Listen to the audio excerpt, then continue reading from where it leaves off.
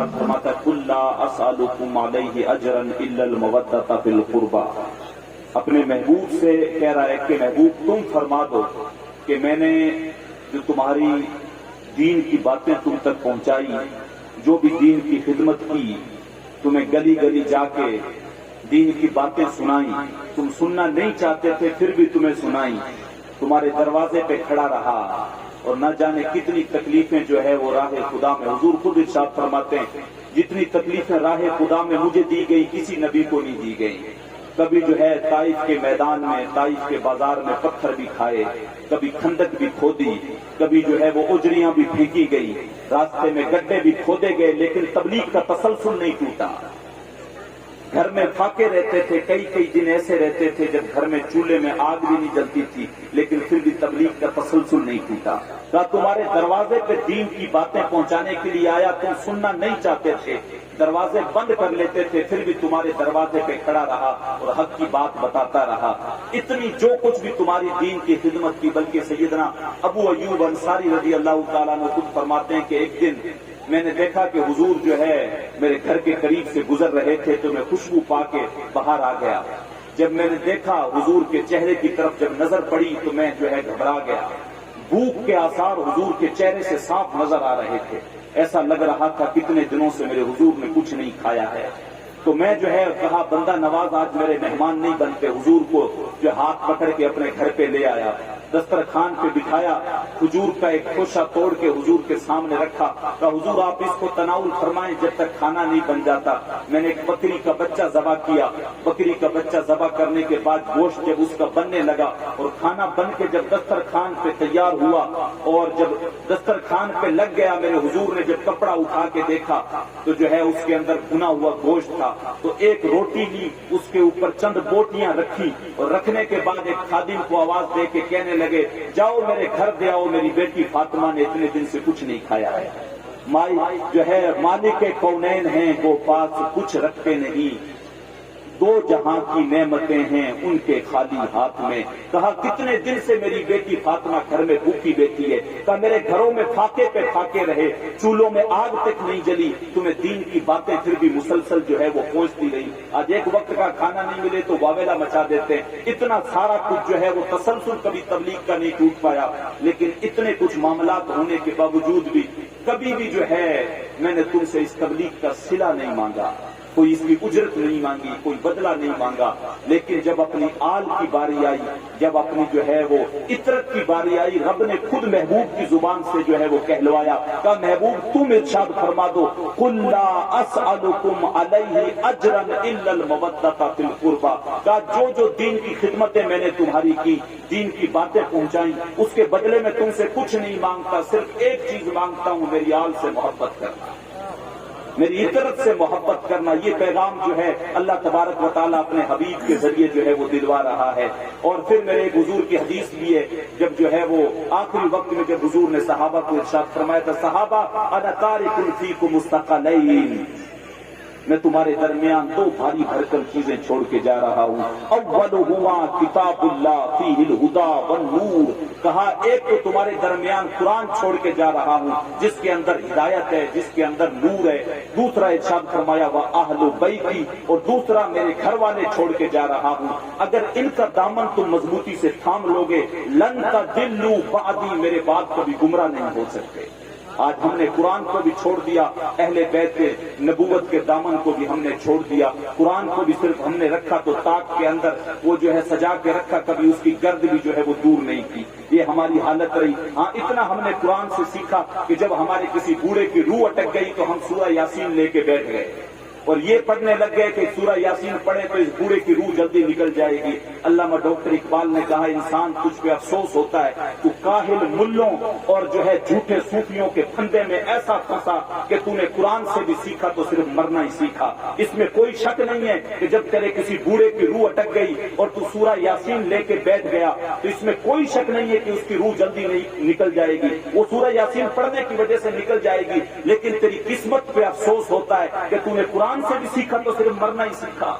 کاش کہ جس قرآن سے تم نے مرنا سیکھا اس سے جینا بھی سیکھ لیا ہوتا. وہ قرآن جس کا ایک ایک لفظ تجھے زندگی بخش رہا تھا, تجھے جو ہے راہ ہدایت دکھا رہا تھا, تیری زندگی کو اجالے بخش رہا تھا. تو نے قرآن کو بھی صرف رکھا تو تعویذ گندوں کے لیے رکھا, یا کبھی تیرے گھر میں کوئی جھگڑے کی بات بنائی برادری میں تو قسم اٹھانے کے لیے رکھا. تو آج ہم نے قرآن کو بھی چھوڑ دیا, اہل بیت نبوت کو دامن کو بھی چھوڑ دیا. ایک بات آپ حضرات سے عرض کروں گا, سوشل میڈیا کا جو ابھی ایک مدعا بنا ہوا ہے, عوام جو ہے اس کے اندر جو ہے کچھ ادھر ادھر سے معاملات جو آ رہے ہیں, سادات کرام کا مسئلہ ہے, عوام کو اس میں پڑھنے کی کوئی ضرورت نہیں ہے, کیونکہ حضرت ابن عباس رضی اللہ تعالیٰ عنہ سے روایت ہے, حضور علیہ الصلوۃ والسلام نے ارشاد فرمایا کہ ایک بندہ ہے مقام ابراہیم پہ نماز پڑھتا ہے, پہ در پہ روزے بھی رکھتا ہے, لیکن مرا اس حالت کے اندر کہ اس کے دل کے اندر بغض اہل بیت تھا. حضور نے ارشاد فرمایا داخل النار, وہ جہنم میں داخل ہوگا. تو سادات کا آپس کا مسئلہ ہے, عوام اس میں تماشا بننے کی کوشش نہ کرے, وہ جو ہے وہ اپنے آپ جو ہے مسائل ایسے حل ہوتے چلے جاتے ہیں. تو اہل بیت سید کوئی بھی ہو, امام احمد رضا خان فاضل بریلوی نے بھی جو ہے اس کو لکھا ہے, سید اگر فاسق بھی ہے تب بھی اس کی جو ہے تعظیم جو ہے وہ امت پہ لازم ہے. بس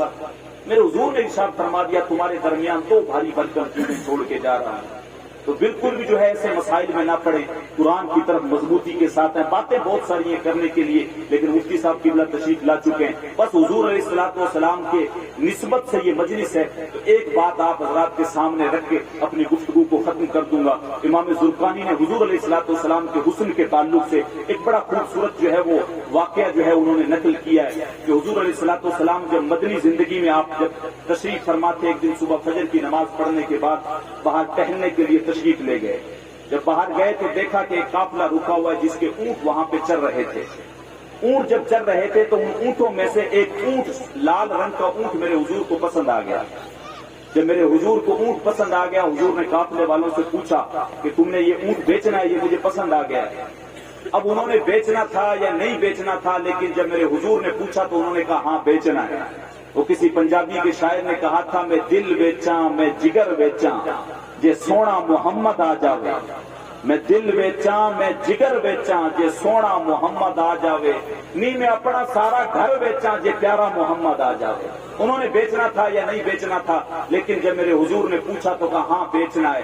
قیمت طے ہو گئی. حضور نے کہا میں کوئی قیمت ساتھ میں تو لے کے نہیں آیا تھا, میں تو ٹہلنے کی گھر سے آیا تھا, مجھے اونٹ دے دو, ابھی میں جا کے تمہاری قیمت بھجوا دیتا ہوں. اب انہوں نے جو ہے وہ ہاں کر دی. اب معاملہ یہ ہوتا ہے کہ اگر آپ کسی کو جان رہے ہوتے ہیں تب آپ اگر ادھار دے دیتے تو کوئی مسئلہ نہیں ہے, لیکن اگر آپ کسی کو نہیں جان رہے ہیں تو یا تو بیچ میں کوئی ضامن ہوتا ہے یا جو ہے کوئی چیز گروی رکھتے ہیں, لیکن ایسا انہوں نے کچھ نہیں کیا.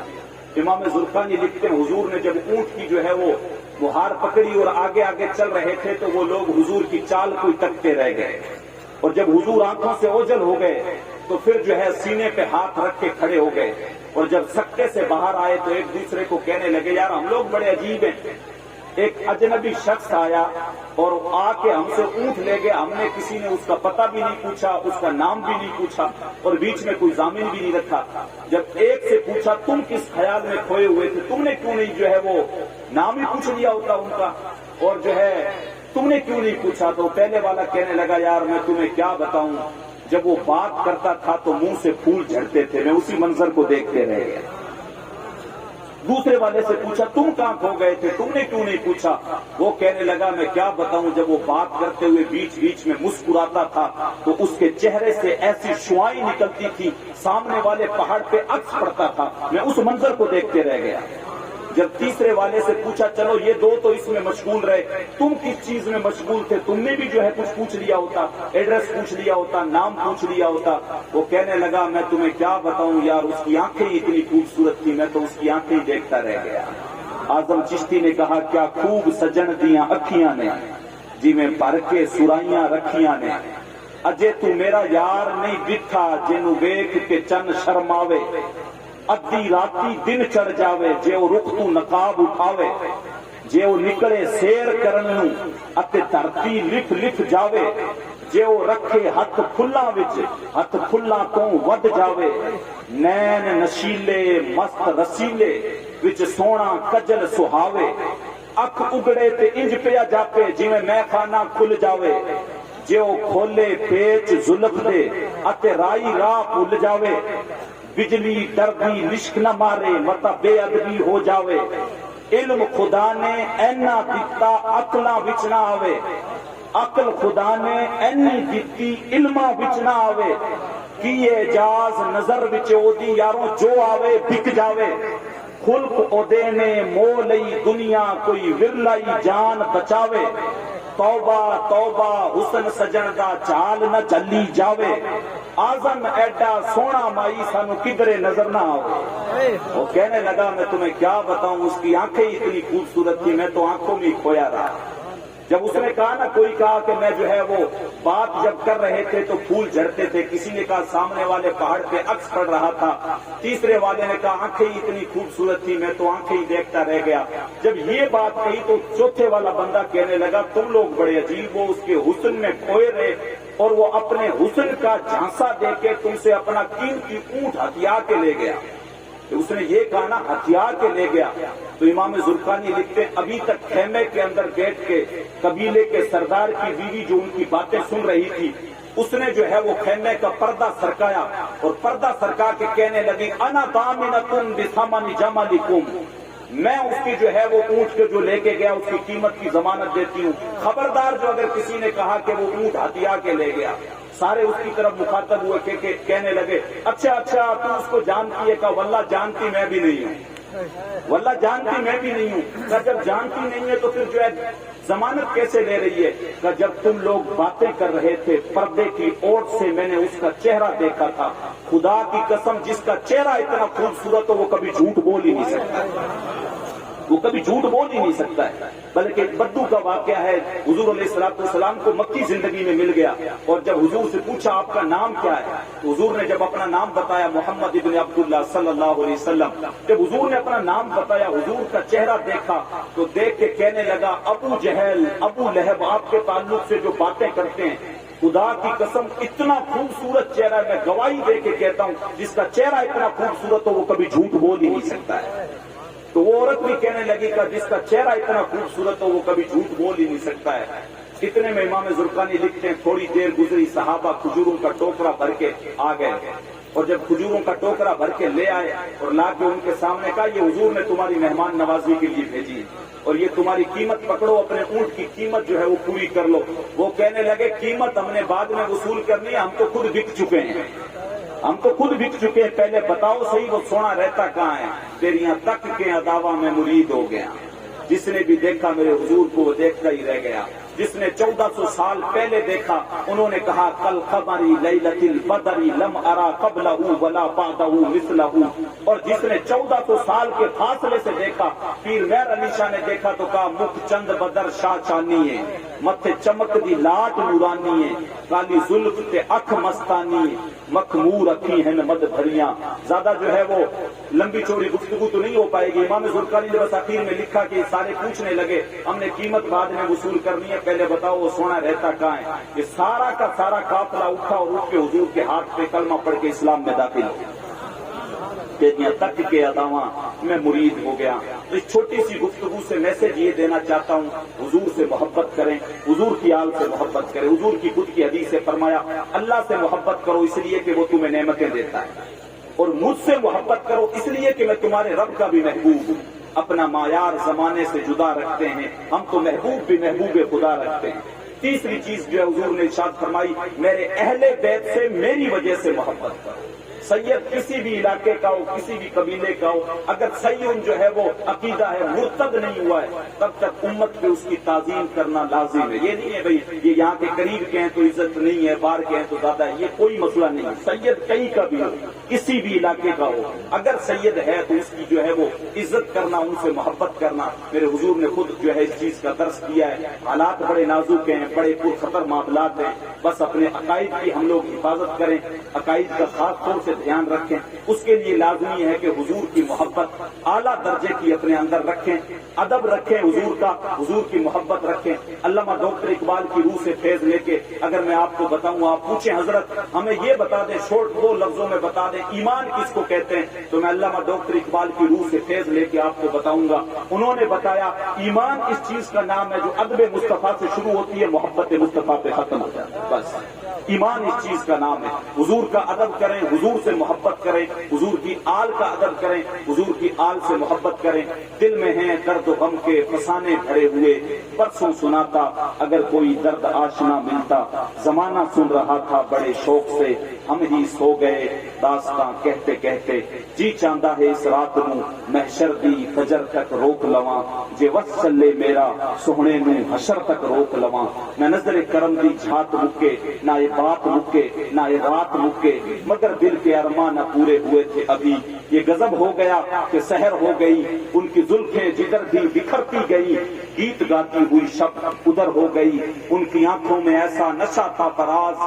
ان کی آنکھوں میں ایسا نشہ تھا فراز, جس نے دیکھا وہی لڑکھڑاتا گیا. تم سے فریاد ہے اے گنبد خضرا والے, کعبے والوں کو ستاتے ہیں کلیسا والے. حضور سے محبت کریں, حالات بڑے نازک ہو گئے, اور ہاتھ جوڑ کے حضور کی طرف کہیں حضور ہم نے آپ کا دامن چھوڑ دیا ہے. جگہ جگہ پہ ہم لوگ رسوا ہو گئے, سال میں ایک مرتبہ جلسہ تو سجا لیتے ہیں, لیکن ہمارے جو اعمال ہیں وہ ایسے بالکل بھی نہیں ہیں جو محبت رسول کی گواہی دیں. حضور سے معافی مانگیں, اور جو ہے اللہ کو جو ہے وہ گواہ بنا کے حضور سے معافی مانگے, اور ان اشعار کے ساتھ کہیں چھوڑ کے آپ کا دامن رحمت, آقا ہم سے بھول ہوئی, کھوتی اپنی قدر و قیمت, آقا ہم سے بھول ہوئی. دیکھ ہماری آنکھ مچولی, اپنے سینے اپنی گولی, بھول گئے ہم در سے اخوت, آقا ہم سے بھول ہوئی. اور پنجابی کے کسی شاعر نے کہا تھا, ہن جے رونا ہاں تے اکھاں وچوں ہنیرا جاندا نہیں نور جاندا ہے.